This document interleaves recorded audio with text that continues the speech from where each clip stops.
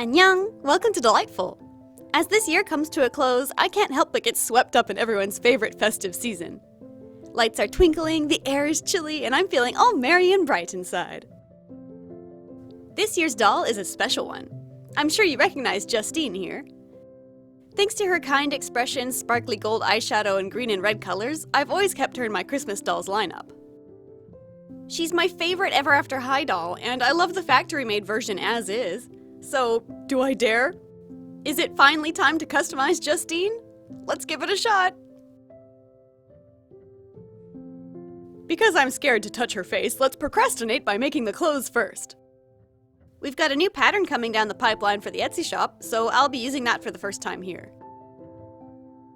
I've got a nice range of holiday fabrics to choose from, and I think I'm feeling the plaid. It's so soft and cozy looking. I bet it would make an adorable sweater.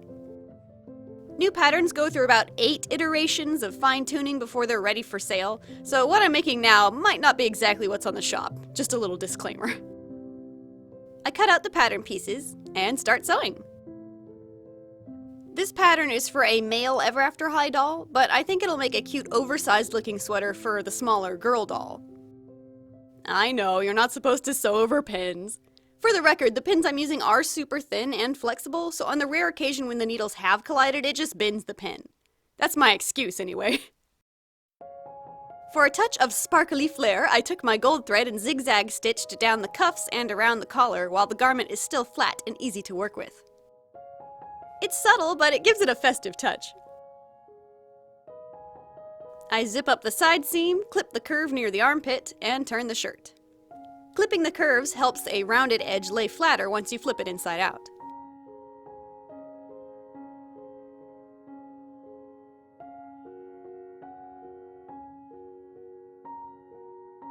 Finish it up with a little Velcro and the sweatshirt's done. Aw, it's so cute. Tiny doll clothes are always adorable. How about some earmuffs next? Can you tell I'm winging it? I squeeze a generous dollop of hot glue onto a faux fur square, then fold the edges over. The hot glue inside will give the muffs a fuller shape, and I can mush it around and essentially sculpt the glue inside before it's completely dry. I then use a dab more hot glue to sandwich the ribbon between the muffs and a circle of fabric. The increased surface area should help hold it together. Try it on the doll to gauge the location of the opposite ear, and repeat.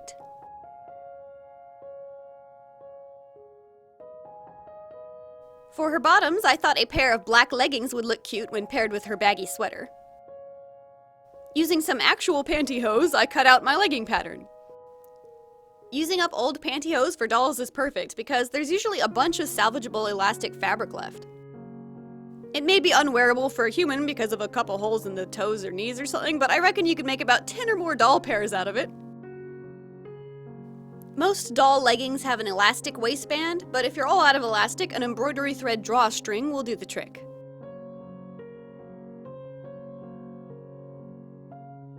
She's already looking great. I've been in a sewing mood this December, so these flew together really quick. If memory serves, these shoes come from the Kazumi character of Zini dolls. They're pretty cute and already match, but I'd like to up the quality by making the molded-on decorations into actual fur. I carve off the largest chunks. Then, taking a needle and thread, I stitch through the flexible rubbery shoes to secure the new fabric additions.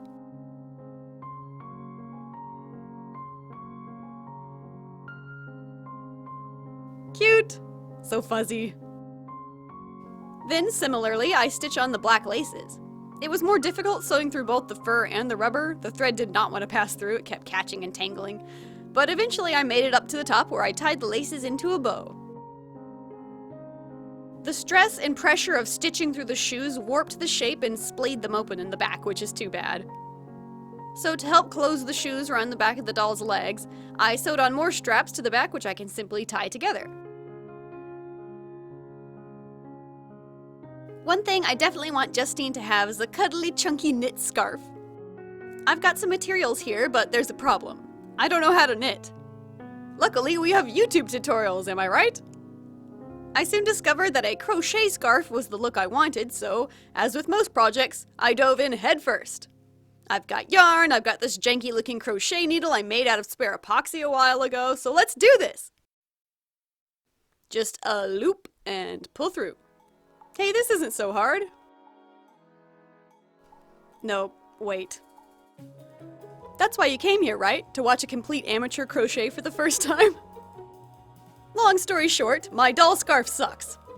I tried to save it by making the ends all fluffy and cute, but it was in vain. Not only do I need a lot more practice, but I think to get the scale right, I should use a smaller needle and yarn. Hopefully I'll find the time to seriously learn crochet one day. Until then, I'm retreating to familiar territory. I sew a long tube of fabric, then turn it right side out.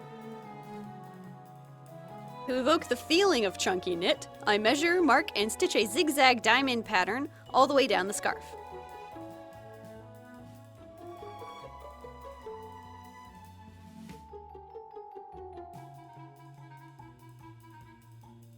To finish the ends, I cut a whole bunch of small embroidery threads, fold them in half, and tied them to another thread, like this. And I gotta say, having this little doohickey with the grabby hands was a big help in this situation. Apparently it's called a helping hands hobby stand? I don't know, I usually use it to solder electronics. Anyway. I make 2 of these, then stitch them one length of knots at a time to each end of the scarf.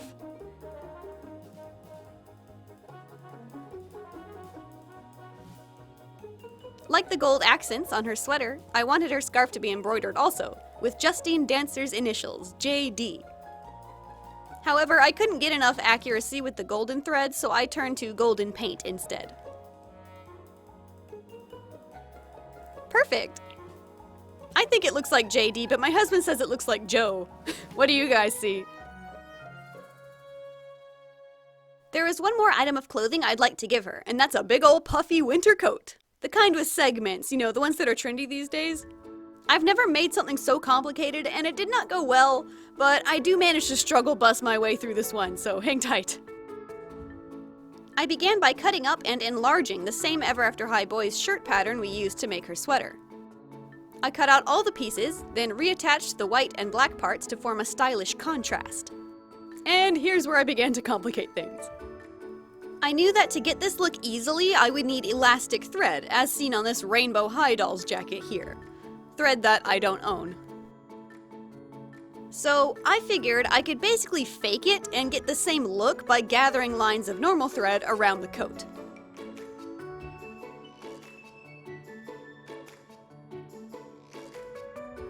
I tied off and scrunched up every gathered thread I put down, and the result looked okay.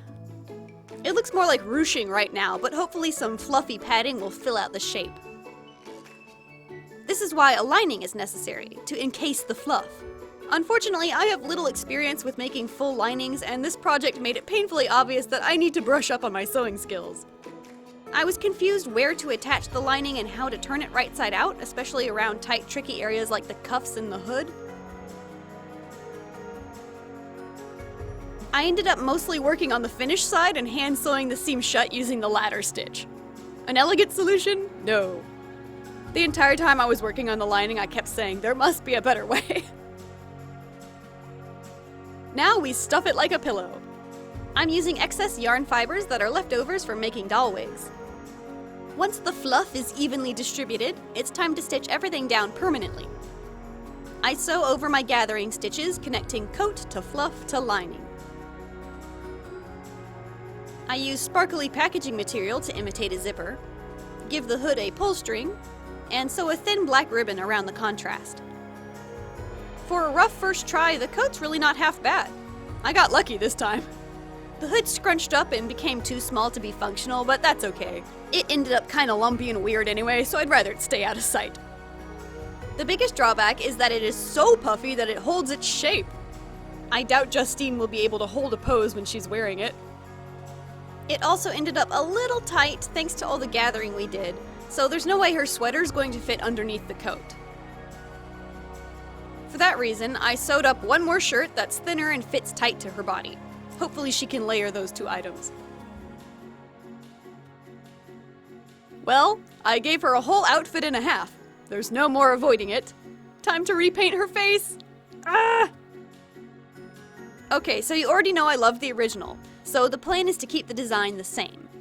I'm not going to change anything, just repaint her by my own hand. I take a photo for reference, then it's time to wipe her clean. I soak a tissue in acetone and lay it over the face. Do you think I can get it all in one go? Aw, almost. Here she is blank. She's got a prominent eye mold, which should act as guidelines and make the face up easier. Mask off the hair using pins and an old piece of fabric, then take her outside to spray the sealant.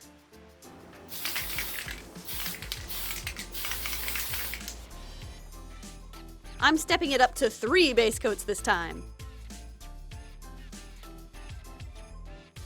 First and foremost, I water down acrylic paint and block in the eyes. To avoid brush strokes, take it slow and paint on 3 layers, waiting for the layer below to fully dry. I suggest this technique if you're painting eyes onto a dark base color. Lighter colored pencils tend to darken or even disappear entirely after the wet sealant goes on, which makes building up white and pastel colors difficult to do with pencils alone. The acrylic eye base gives you a fighting chance. Next, liven up her complexion by dusting dark browns and maroon pastels around the eyes and lips. I even dab on the eyebrows with a small angled brush. Any pastel that landed on her eye whites can be lifted off again with a kneaded eraser. Once you're happy with the pastel layer, I suggest sealing the face once again and coming back. I seal the doll occasionally throughout the face-up. Time for the watercolor pencils. I accentuate the creases in the lips and eyelids and block out her irises. I'm referencing the image I took of Justine at the start of this to make sure I match the original.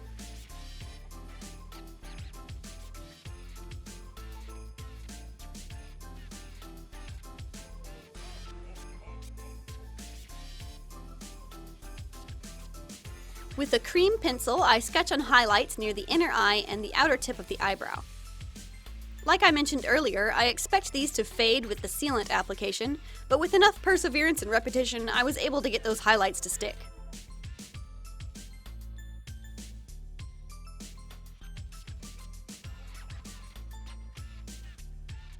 I go over these same lines in subsequent passes, intentionally overdoing it in anticipation of the fade.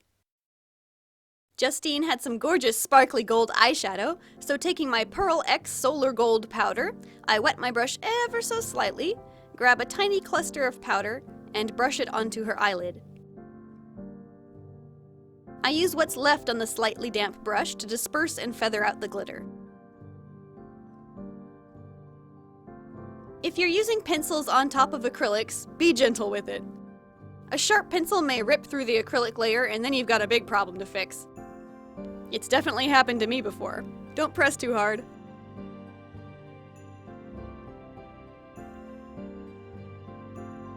The gold really jumps out at you, so to contour it to the face a bit better, I tone it down near the inner and outer corners of her eyes with more pastel blush.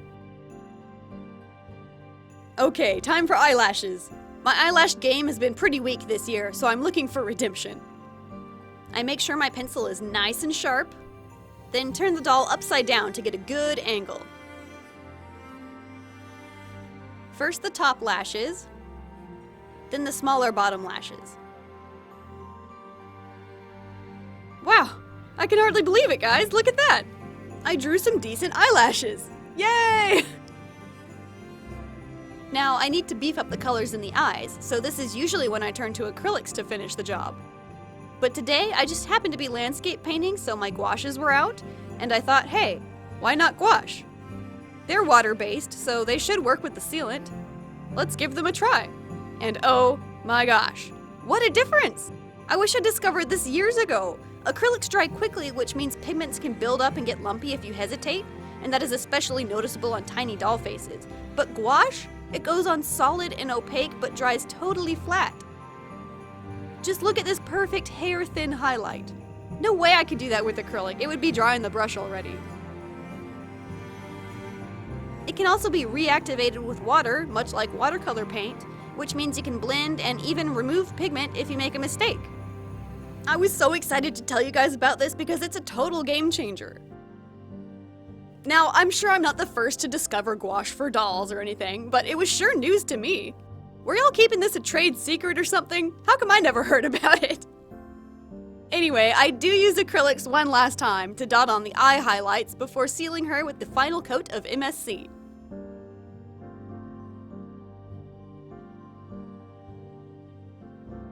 With some high gloss varnish for lip gloss, the face-up is done.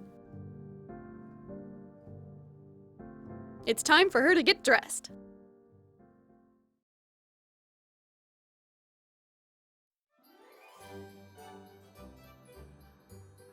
What do you think? I can hardly contain my excitement. I think I managed to keep the essence of the original face, so she still feels like my precious Justine Dancer doll, thank goodness. She may even be my best face-up yet.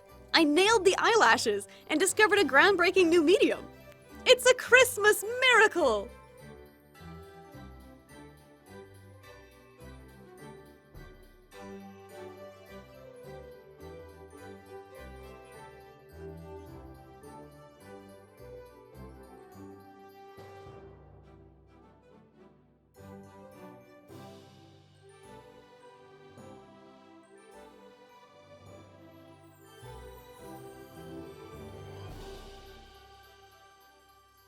You know what else is crazy? The first snow of winter fell just in time for this doll's photo shoot. I'm starting to think she's a good luck charm.